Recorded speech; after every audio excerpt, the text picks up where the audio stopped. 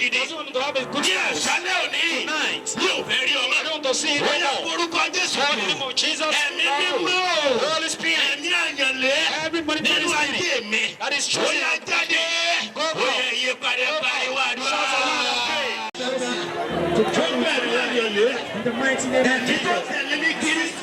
Láti ìgbèwé mi wá. Ẹ̀mí tí ìjẹ́ yóò ṣe rere. Ẹ̀mí tí ìjẹ́ tẹ̀lé yóò rí àyè. Ẹ̀mí tí ìpariwo àdúrà tó. I want to shout for Ogun ìdílé tí mo ti jáde. Ó sì tẹ̀lé mi kiri. Irú ẹ̀mí àti ogun bẹ́ẹ̀. Ẹ jáde nínú ayé mi ní àṣálẹ́ mi. Kí ló dúró ṣe? Bóyá jáde. Bóyá jáde. Bóyá pariwo àdúrà. Has forgotten Ó ní kí ìsájú ò tó parí. when this prayer ends. Kí o tó kù lórí pápá mi sọ́jú yìí. Olóore náà ó máa ṣàwárí rẹ̀. Shall locate you in Jesus' name. Amen.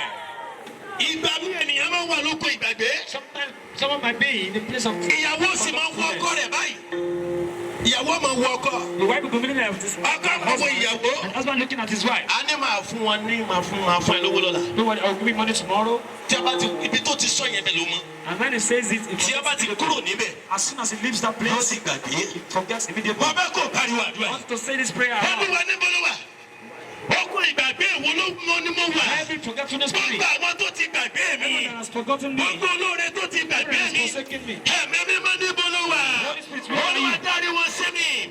Olúwa yàwòrán mi fún wọn. Ó dá ayé padà pariwo. Òbí mi ti fogun jà mí. Whereas my parents put me in trouble, Ibo lèmi náà sì ti fi ogun jà àwọn ọmọ mi lọ́wọ́lọ́wọ́. I put my children in trouble. Olúwa tú wa sílẹ̀ nínú ègún. Father, set us free from Bàbá curses. kò gbàdúrà yé dáadáa.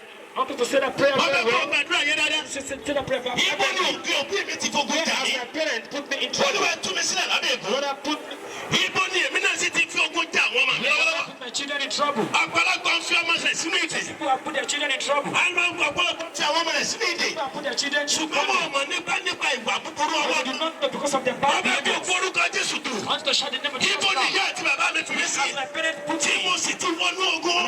God is Ibo náà sì fi ìṣẹ̀dá mi dá májẹ̀. As my parents put Olúwa me in ẹgbàá mi ní trouble, àṣálẹ́ òní. Father, set me free Ibi tonight. mo ti fi àwọn ọmọ mi sínú ogun. Where have my children Ibi in mo ti trouble? fi àwọn ọmọ mi sínú Where ìdè. have my children in Ẹ̀mí trouble? mímọ́.